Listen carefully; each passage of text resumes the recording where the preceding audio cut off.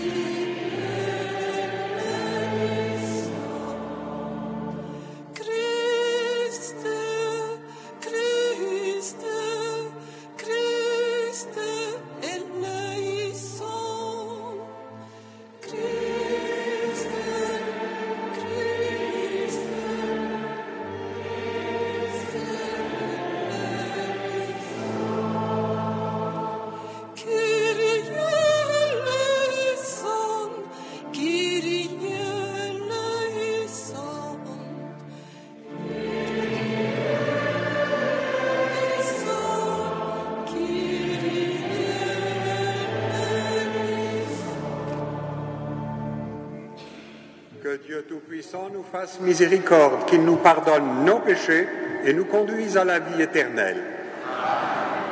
Prions ensemble. Écoute nos prières avec bonté, Seigneur, nous t'en prions, tandis que grandit notre foi en ton Fils ressuscité d'entre les morts, affermis aussi notre espérance, puisque nous attendons la résurrection de ton serviteur Jean. Nous te le demandons par Jésus-Christ, ton Fils, notre Seigneur, qui vit et règne avec toi dans l'unité du Saint-Esprit, Dieu, pour les siècles des siècles. Amen.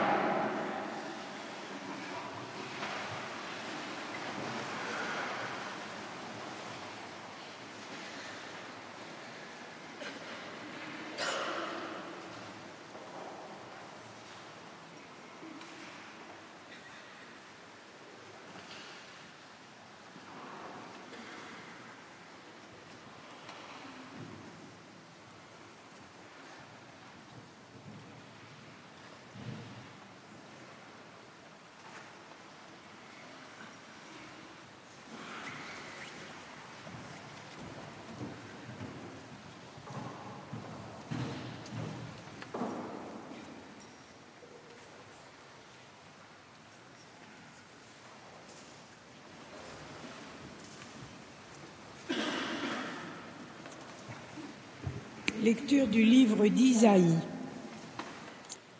Sur cette montagne, l'Éternel, le Maître de l'univers, prépare pour tous les peuples un festin de plats succulents, un festin de bon vin, de plats succulents pleins de moelle de bon vin clarifié. Sur cette montagne, il détruira le voile qui est tendu sur tous les peuples, la couverture qui est déployée sur toutes les nations. Il engloutira la mort pour toujours. Le Seigneur l'Éternel essuiera les larmes de tous les visages. Il fera disparaître de la terre la honte de son peuple. Oui, l'Éternel l'a décrété. On dira ce jour-là, voici notre Dieu, celui en qui nous avons espéré et qui nous sauve. C'est l'Éternel, c'est en lui que nous avons espéré. Soyons dans l'allégresse et réjouissons-nous de son salut. En effet, la main de l'Éternel repose sur cette montagne et Moab est piétiné sur place. Parole de l'Éternel.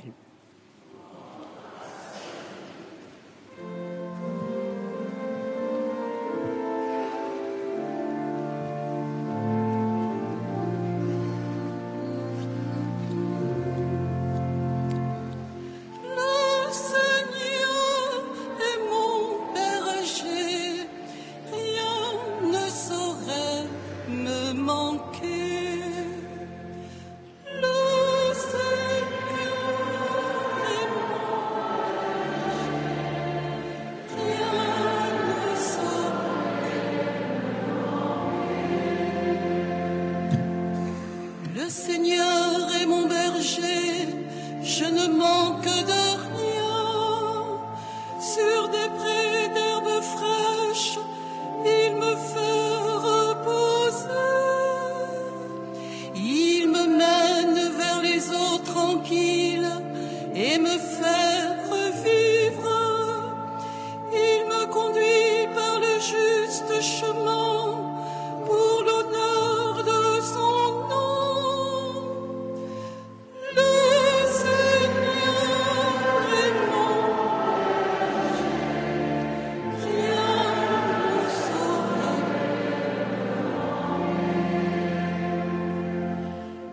Je traverse les ravins de la mort, je ne crains aucun mal, car tu es avec moi, ton bâton me guide et me rassure. Tu prépares la table pour moi, devant mes ennemis, tu répands le parfum sur ma tête, ma coupe est débordante.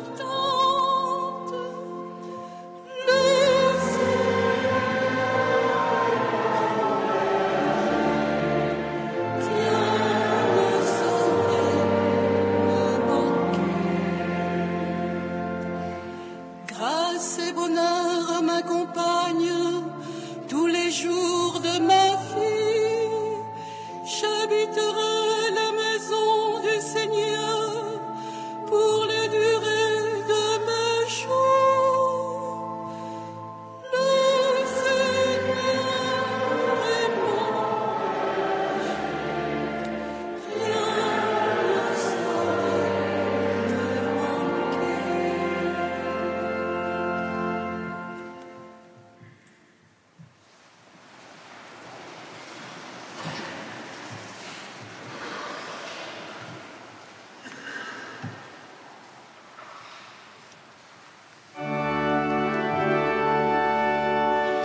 Alléluia, Alléluia,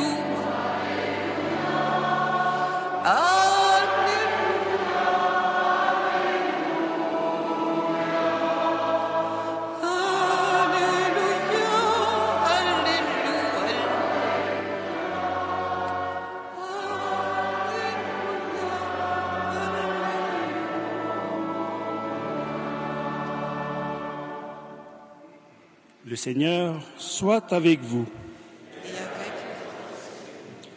Évangile de Jésus-Christ selon saint Jean.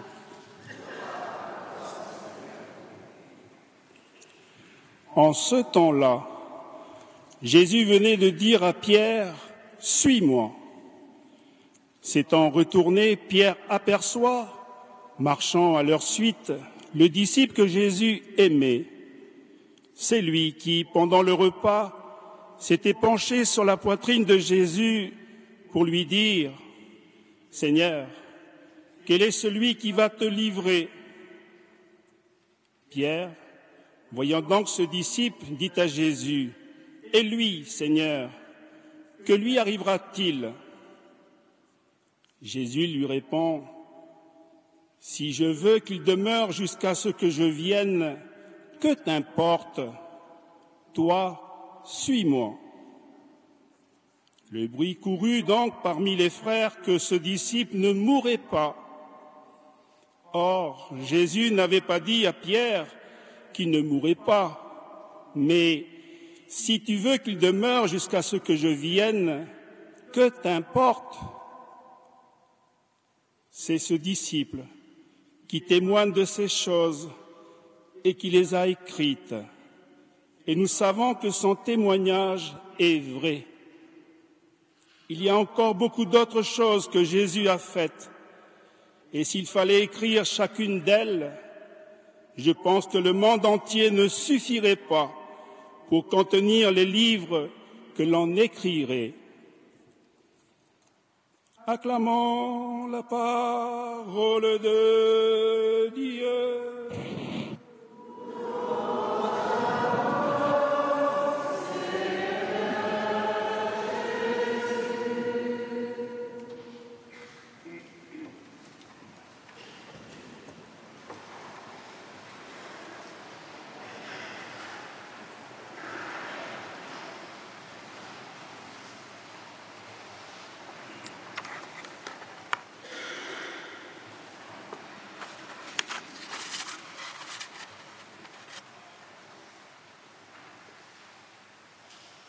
Si je veux qu'il demeure jusqu'à ce que je vienne, que t'importe? Toi, suis-moi. Et le bruit courut donc parmi les frères que ce disciple ne mourrait pas. Or Jésus n'avait pas dit à Pierre qu'il ne mourrait pas, mais si je veux qu'il demeure jusqu'à ce que je vienne, que t'importe? L'affection de sa famille, l'attention de ses amis, le respect même de ses adversaires, finalement, tout cela ne change pas grand-chose à la solitude fondamentale de cette dernière expérience de la vie humaine, la rencontre de Jean Lec avec celui en qui il avait mis son espérance, le Seigneur Jésus. Cette rencontre, préparée de longue date depuis sa jeunesse dans sa famille, dans sa chère vallée du Tyr, dans sa paroisse du Bon Pasteur, avec ces jeunes chrétiens conduits par leur mentor, le père Paul Bichon, un vieux Calédonien. Leur foi dans le salut de Dieu déjà était simple et robuste, comme celle du prophète Isaïe que nous venons d'entendre. Voici notre Dieu, en lui nous espérions, et il nous a sauvés. C'est lui, le Seigneur, en lui nous espérions. Exultons, réjouissons-nous, il nous a sauvés. Beaucoup ont parlé à juste titre à propos de Jean Lec, de ses qualités humaines hors du commun, de son sens du devoir, de sa capacité de travail et d'attention, de son énergie en faveur de la paix, de son dévouement au bien commun, de sa perspicacité politique acquise au contact des grands inspirateurs du monde d'après la Deuxième Guerre mondiale. D'autres qualités précieuses et plus cachées ont aussi été discernées chez lui, comme une véritable humilité devant les personnes, en particulier les plus simples, qu'il convient de respecter en toutes circonstances. Humilité aussi devant les situations où plus rien ne semble être maîtrisé, et pourtant où il est nécessaire, plus encore, de ne pas s'effondrer, mais de faire face. La parole de Jésus éclairait sa route et le rapprochait sans cesse de lui. Ce que vous avez fait au plus petit d'entre les miens, c'est à moi que vous l'avez fait. Bien sûr, Jean Lec nous manquera, et il nous manque déjà. Pour être fidèle à son souvenir et nous tenir à distance des mensonges et des fausses nouvelles qui foisonnent en notre temps, il nous revient de puiser aux mêmes sources que lui pour partager sa hauteur de vue, son sens de l'équité et de la vérité, sa sagesse et son respect de toute personne humaine, quoi qu'il arrive. Permettez-moi de partager un souvenir plus personnel sur la dévotion simple qu'il portait, comme beaucoup de Calédoniens, à Sainte Thérèse de l'Enfant Jésus. Il faisait partie du groupe fondateur du sanctuaire de Tomo, dans la paroisse de Païta, et ne manquait jamais d'être présent, année après année, au pèlerinage du premier dimanche d'octobre. Chacun avait remarqué qu'il y faisait même la quête.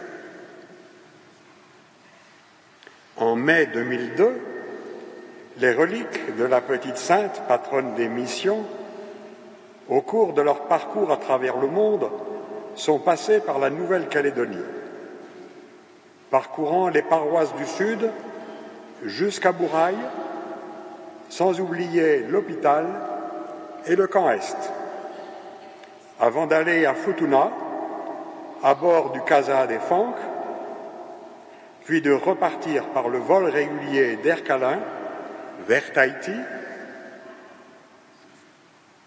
en continuant leur périple. Ce fut une visite mémorable, dont fait état une publication illustrée. Une des premières photos de ce recueil représente le maire de Nouméa, plein de joie, accueillant Sainte Thérèse sur le parvis de cette cathédrale. Je me trouvais à ses côtés. N'en doutons pas, cette fois-ci, c'est Sainte Thérèse qui a dû accueillir Jean Lec sur le parvis des portes éternelles. Merci au Seigneur qui nous a donné de parcourir les chemins de la vie aux côtés de Jean Lec et d'apprécier ce qu'il a fait pour nous dans la vie de son serviteur. Que le Seigneur l'accueille maintenant auprès de lui pour la vie éternelle.